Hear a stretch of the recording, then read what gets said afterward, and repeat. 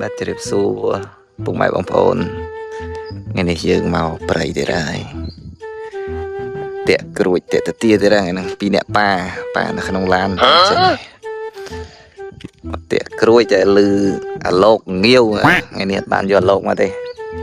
លេងក្រួចលេងតាទាទៀតហើយភ្លៀងពេកតាក់អាលោកអត់កើតកាសមើលទៅសភាពបងប្អូនកំភ្លៀងហើយសើមថ្ងៃនេះដល់ហើយនៅទៅពីដេកឡើងលុបតមុខមកព្រៃបាទចាំមើលទស្សនាបន្តទៀតអរគុណបាទបងប្អូនយើងដើរចូលហើយ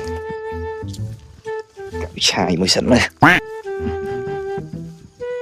ស្មាត់ធំយកបានមកឲ្យស្មាត់ធំវីដេអូនេះថ្ងៃជូនស្មាត់ធំយើងផងស្មាត់ធំរវល់ទៅបាត់ដបង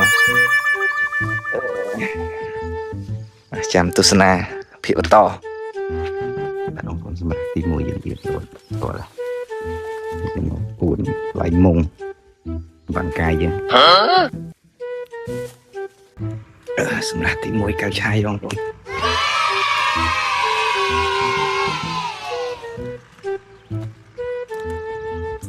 ឆាយមួយច្បាស់គ្រាប់ទី2ចេះណានេះចង់កន្លះម៉ោង1តកគ្រាប់ទី3គ្រាប់ទី4ណាសម្រាប់ទី3ឈ្មោះទាំងពីរនេះតោះបងប្អូនបានដាក់រូបឲ្យមើលទេព្រោះអីឲ្យគេចាប់បែនយើងដាក់ជារូបតុក្កតាវិញជាប់អាមុនជាប់អានោះជាប់នេះ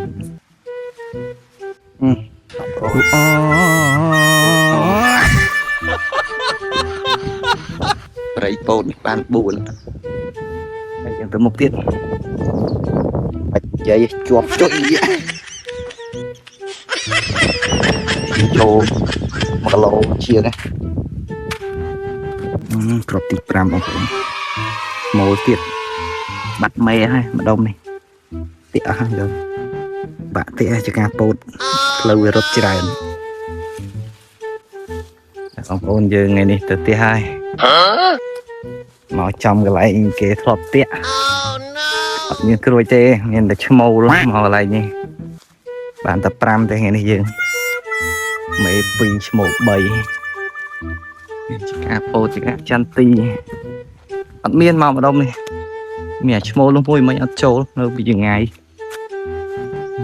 វីដេអូយើងហ្នឹងមានតែប៉ុណ្្នឹងឯងអរគុណបងប្អូនបាទអរគុណបងប្អូនយើងបានតែប៉ុណ្្នឹងវីដេអូយើង